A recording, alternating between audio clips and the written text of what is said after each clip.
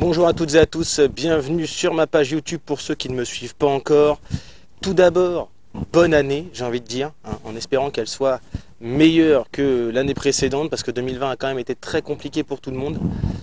Donc j'espère que niveau bonheur, santé, amour et tout ce qui va avec sera au rendez-vous pour vous, comme pour moi. La vidéo d'aujourd'hui, vous le voyez derrière moi, Chevrolet Corvette C5 année 2000 avec une préparation dessus qui avoisine les 400 chevaux. À la base, j'étais pas censé vous la présenter. Mais il y a pas mal d'abonnés qui m'ont appelé et envoyé des messages en me disant « Rab, s'il te plaît », pas mal d'Américains l'ont fait, ils ont présenté leur Corvette. Nous, on n'a pas de franchouillard encore qui a présenté sa Corvette C5. Est-ce que tu pourrais le faire? Alors étant donné que faire des vidéos YouTube, c'est pas uniquement le plaisir de soi-même, c'est surtout le plaisir des gens qui vous suivent. Je me suis dit, si ça peut apporter un petit peu de bonheur, un petit peu de renseignement à ceux qui voudraient en acheter une, pourquoi pas.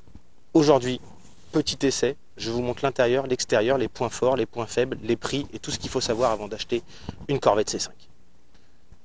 On va commencer par les points faibles. Le premier gros point faible de la Chevrolet Corvette C5, c'est ça, les feux escamotables.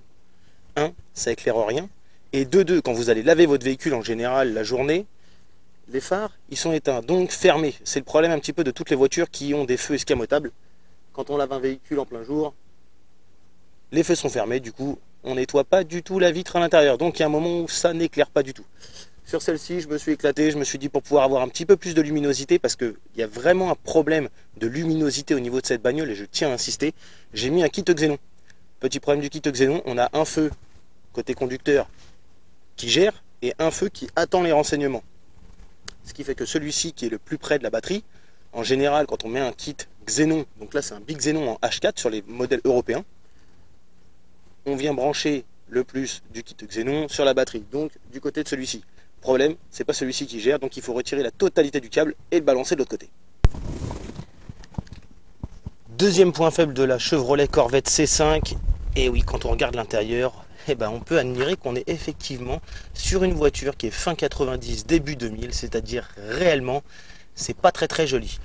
Dans la mienne, comme vous pouvez le voir, j'ai installé un autoradio avec un écran 9,5 pouces, donc on a quelque chose qui rajeunit un peu le véhicule, mais que ce soit le volant ou les sièges, c'est quand même pas super classe. Qui dit voiture américaine dit en général gros moteur.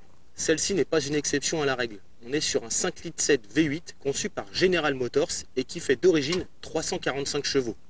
Effectivement, c'est pas un foudre de guerre, mais ça marche déjà pas mal. Et pour ceux qui veulent gagner un petit peu de chevaux, en mettant quelques pièces, on peut vraiment s'amuser. Par exemple, celle-ci. Ma voiture, dessus il y a un kit admission, donc 2 gros filtres à air, Ram Air. C'est en général ce qu'on met sur les véhicules américains. C'est des filtres à air en mousse qui d'un vont gober beaucoup plus d'air, mais qui de deux sont nettoyables, donc pas besoin de les jeter. C'est beaucoup plus intéressant, et ça filtre quand même très bien, ils ont fait leurs preuves.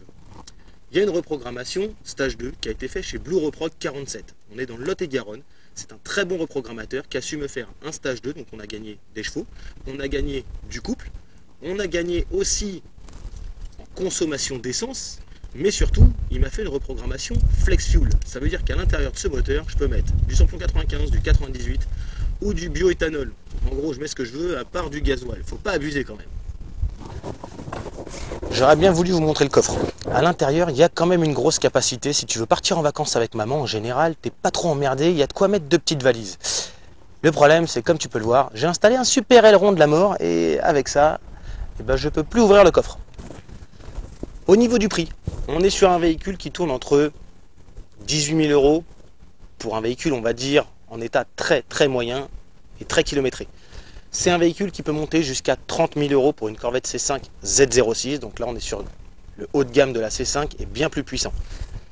Ce modèle-ci coûte aux alentours de 25 000 €. Ça veut dire qu'on est sur un modèle qui a un petit peu moins de 150 000 km, qui a été bien entretenu, une boîte automatique qui a été refaite quelques années avant. En l'occurrence, celle-ci, en 2018, la boîte a été refaite à neuf. Il faut savoir que c'est quand même un billet de 5 000 € pour refaire faire une boîte automatique Chevrolet C5.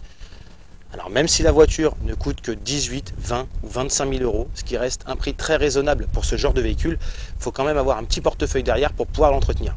Maintenant, ce qui est intéressant, c'est que c'est un véhicule qui a quand même une ligne assez racing et qui a quand même une gueule plus intéressante que les françaises, allemandes ou en général toutes les européennes. Et pour avoir une belle américaine pour moins de 30 000 €, C'est quand même pas dégueu.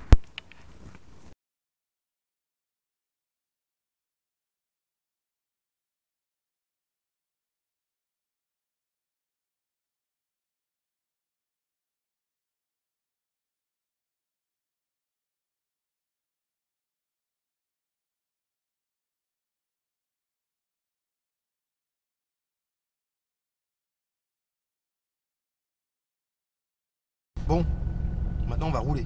Là, ça va être intéressant.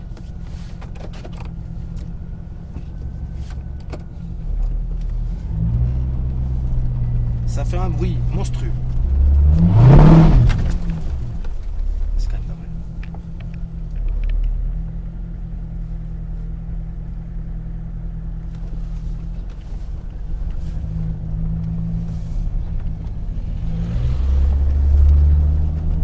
Écoute-moi ça.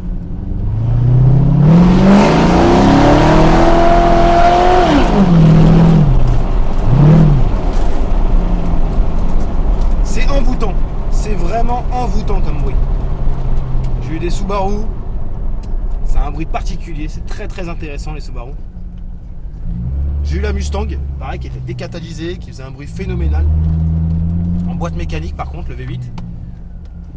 Mais j'avoue que le moteur LS, alors que ce soit le LS1, le LS2, jusqu'au LS7, ça a quand même un bruit qui est envoûtant, qui est phénoménal.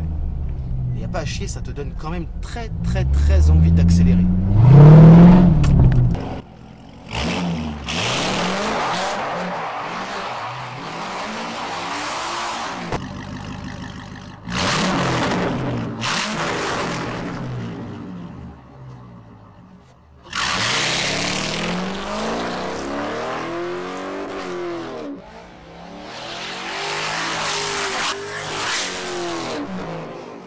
Bon voilà les amis, cette vidéo arrive à sa fin, parce que toutes les bonnes choses ont une fin.